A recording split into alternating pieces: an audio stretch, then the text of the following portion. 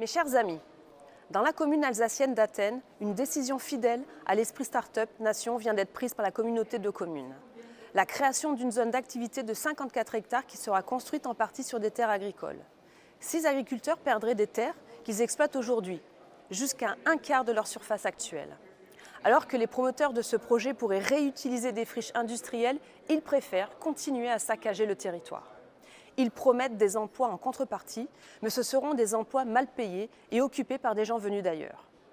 Il n'y a aucune logique d'attachement à la terre et à la préservation des métiers de plein air qui nous font pourtant vivre au quotidien. Le blé qui est cultivé est pourtant indispensable au pain que nous mangeons. Les vaches qui y sont élevées fournissent la viande que vendent les boucheries locales.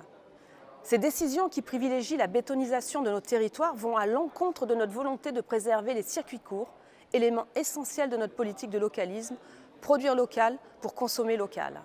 Mais aussi vont à l'encontre de notre souhait de préserver nos savoir-faire et notre savoir-vivre comme la défense et la promotion du bien manger. Ces terres sont devenues au fil du temps, à force d'un travail méticuleux, des terres préservées de tout pesticide et engrais chimiques. De leurs résidus qui se retrouvent sur nos aliments, des maladies qu'ils entraînent ou que l'on soupçonne même de déclencher, de leurs répercussions sur l'environnement. De ça, ces agriculteurs nous ont préservés.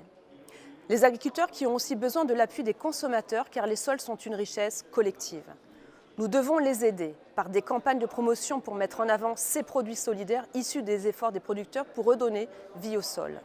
Comme les produits alimentaires qui ont une AOP ou une IGP, ces terres préservées devraient pouvoir obtenir un label spécifique. Au-delà des dimensions humaines, économiques ou écologiques, il y a aussi l'enlaidissement de nos terroirs de France qui continue. Cela n'est pourtant pas une fatalité. Nous pouvons nous battre contre le saccage de nos écosystèmes aux côtés des agriculteurs d'Athènes que je suis allée rencontrer il y a peu. Je pense aussi à Valérie, cette infirmière qui a repris une exploitation familiale et qui voit son engagement admirable aujourd'hui menacé. Des tas de paysans sont menacés de telles expropriations partout dans le pays. Soyons aux côtés de nos agriculteurs contre la bétonisation de la France.